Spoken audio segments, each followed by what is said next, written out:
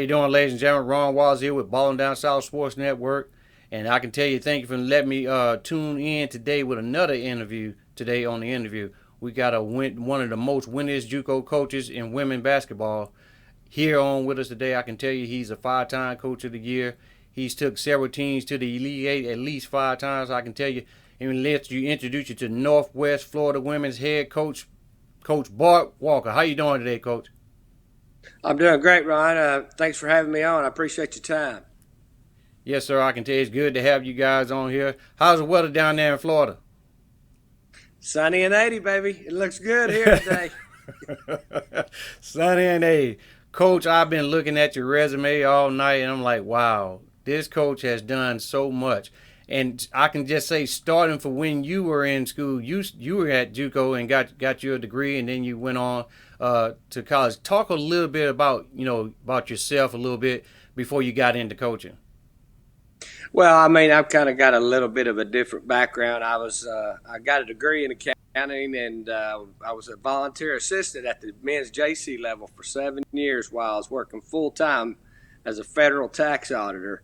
So I was kind of dipping into basketball and then working in the public sector. And so one of the best things is one of my mentors, Coach Carlisle, the head coach at Walter State, been there 50 years, still coaching at 83 years old, told me, son, you got to go get you a master's degree and be a basketball coach. So in 15 months, I had my master's, and 2 months later, I was a head women's basketball coach in the same conference. So it's been a fun ride. I'm a JC guy for sure. Well, I can tell you this, Coach. I mean, it says so much on your resume. Now, you started your coaching career at if I pronounce this right, Hiwasawi College in Tennessee?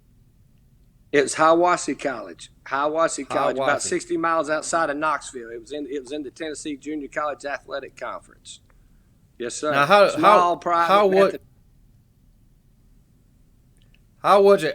it, going into your first coaching job? Were you nervous, or I mean, were you ready to coach?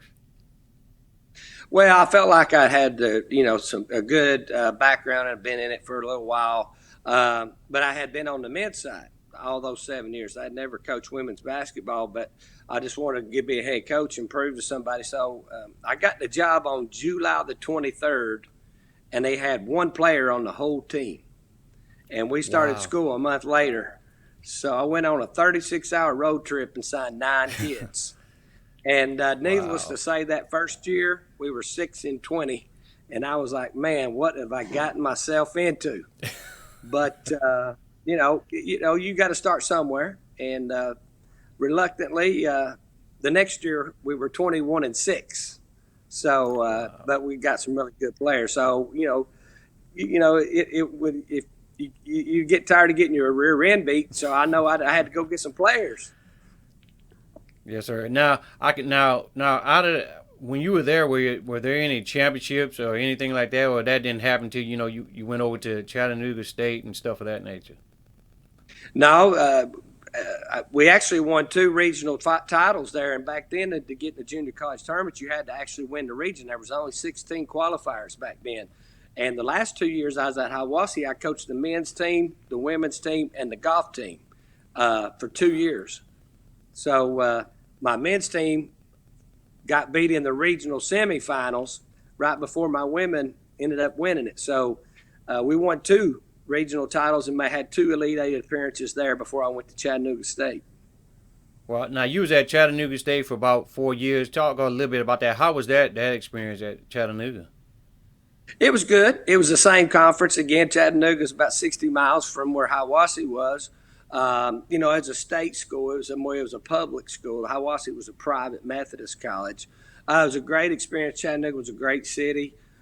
We had some really nice players there, and had a couple, good runs there. A couple, Elite Eight there too as well. Elite Eight trips. So now, Coach, everything that I've read about you or that I'm hearing today on this interview, winning. That must be it. That's got to be in your blood. So now you're at Northwest Florida now, but this isn't your first stint at Northwest Florida. Is that correct? No, it's not. I was actually the coach here. I left Chattanooga State and came here for 2 years. And actually, when I took this job, it was Okaloosa Walton College. And immediately following that, they renamed the college and became a state college, which became Northwest Florida State. And I was here for 2 years during that stint, right after Chattanooga State. So yeah, this is my second rodeo at Northwest Florida.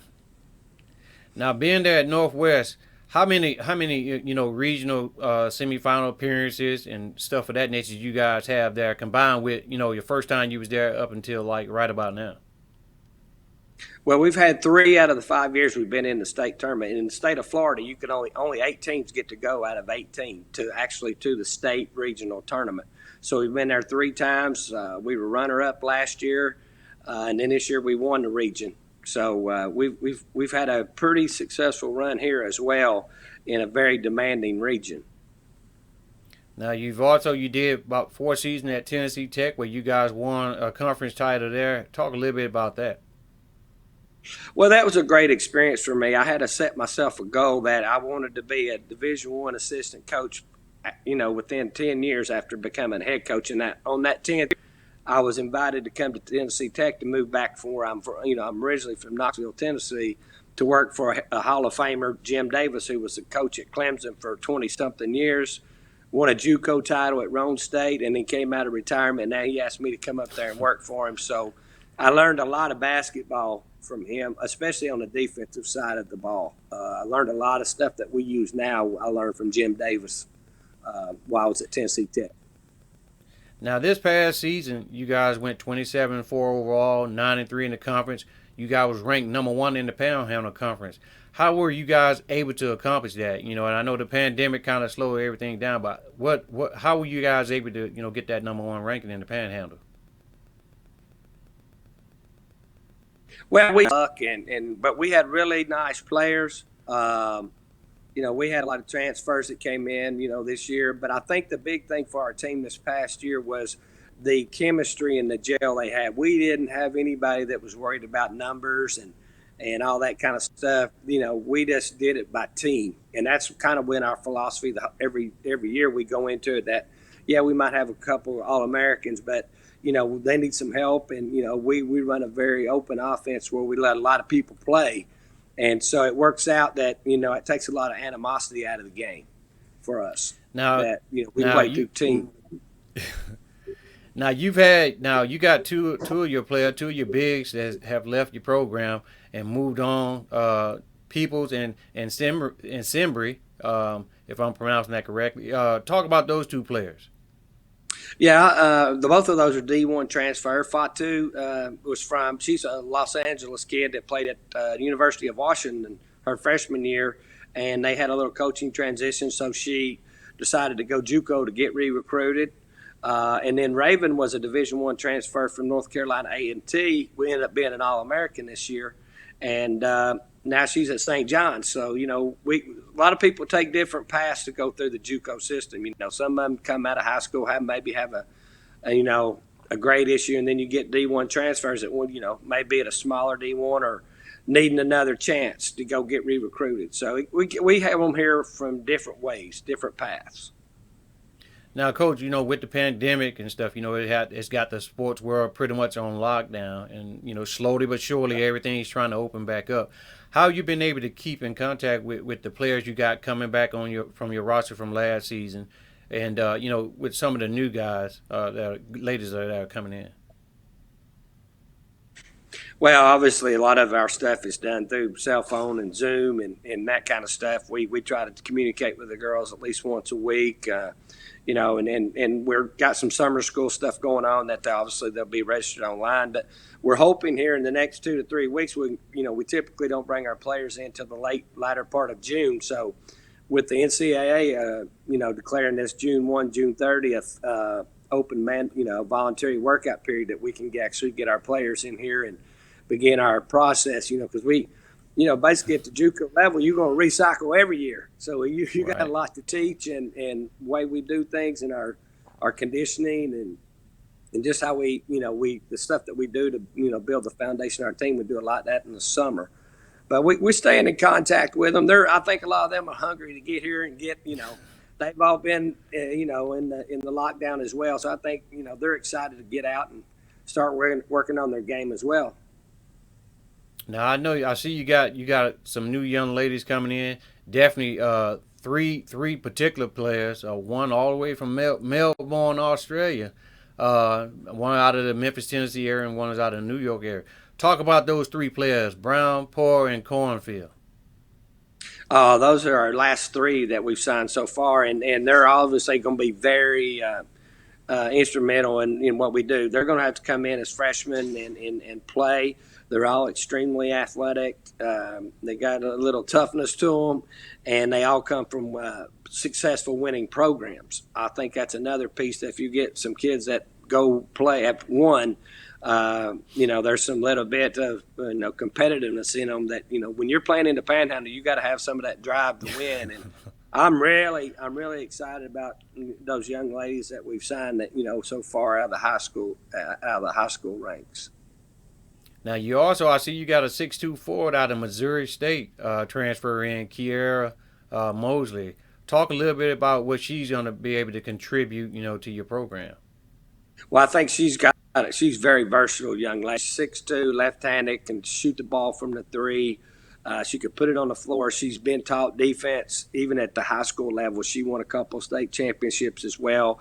She's got all the fundamentals and the tools, and I think she kind of got under recruited a little bit, had a little bit of an injury late in her high school career, and so her recruitment kind of changed. And so I think she's another one that kind of falls in the Raven Peoples category that's going to come in here and get a lot of exposure with the other players that we have. To return, we got some really great ones coming back as well. So I think she'll fit in well chemistry-wise, and definitely the skill set she brings is going to be a tremendous asset for us. So, Coach, and just for the younger kids that are in high school that may possibly want to go the JUCO route, what does it take? What do you actually look in a player, regardless of whatever the position is? What do you look in a player in order to think about bringing them into your program?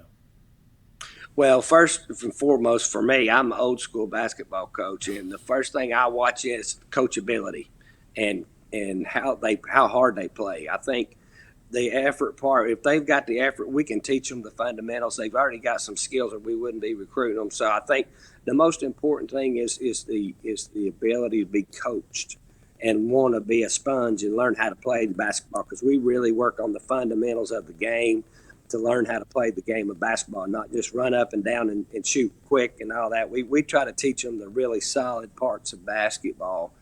And then, secondly, you gotta kind of have to look through the character things too. Will she fit into how we run our discipline with our study halls and our academic success center and those kind of things? So those are the character things, and the effort and the coachability is those primary things that we look at after we see that they're a good player, obviously. Right. But those are the really important things with me, because I'm just, like I said, I'm old school, and we do it a certain way here at Northwest. And if you don't go to class, you're probably not going to be successful, because we got 100% graduation, and Wow. we had a team GPA of 3.5 as a team, and that's been Wow. there since we've been here. So we're very proud of that, because we want these young ladies to educate themselves for life so that they can have other opportunities, because that basketball stops bouncing eventually. Yes, sir. It will, and that's why it's called student athlete for a reason. That's why I tell a lot of kids, you're a student first, then you're an athlete, because without the academics, you can't be on the court. You can't be in whatever respective sport that you're actually playing. So, Coach, have you recruited in the local area, say like Mississippi, Louisiana, Alabama, Georgia, in those states? Yeah, we have recruited in there. Obviously, we had a player to hit the game winner in the regionals from right here in our back door. If little Peanut Payton made the winning shot in the regional finals from Fort Walton Beach High School. We've got a kid in Florida, out of Florida, as well, out of the Palm Beach area. We try to recruit the best players we can, and we do get up into Montgomery and Birmingham, and we try to get into Atlanta. Uh, the thing is, we've starting to develop some really strong relationships with these Division I coaches that have signed our players and know that they're ready to play when they leave here. So A lot of our recruiting goes through word of mouth, and then obviously the success that our young ladies are having after they leave here and they tell somebody, and that's why we get them up in Memphis. I'm a Tennessee boy, so we try to hawk Memphis as much as we can and get those good players out of Memphis. So we really would like to get over into Louisiana, and we've been working very diligently on that. There's a lot of JCs in Texas, on that eastern side of Texas that really get into the Louisiana market. So we gotta do a better job over there. Now you said you had mentioned D1. Now there's some type of tournament you guys have dealing with Division I schools coming in that you guys play against. Isn't that correct? Well, we don't play against them. It's a host event to have it on our campus. That it's broadcasted by CBS Sports. It's called the Emerald Coast Classic, and it occurs at Thanksgiving. And this past year, we had Tennessee and Florida State and Purdue. Wow. You'll have 4 high major schools and you'll have 4 mid majors, and they basically come in and they take over our arena.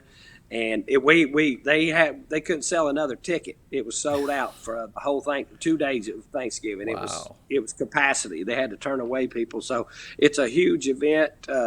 It's great for this is on CBS Sports, so our arena's we're getting a lot of PR out of it for Northwest Florida State.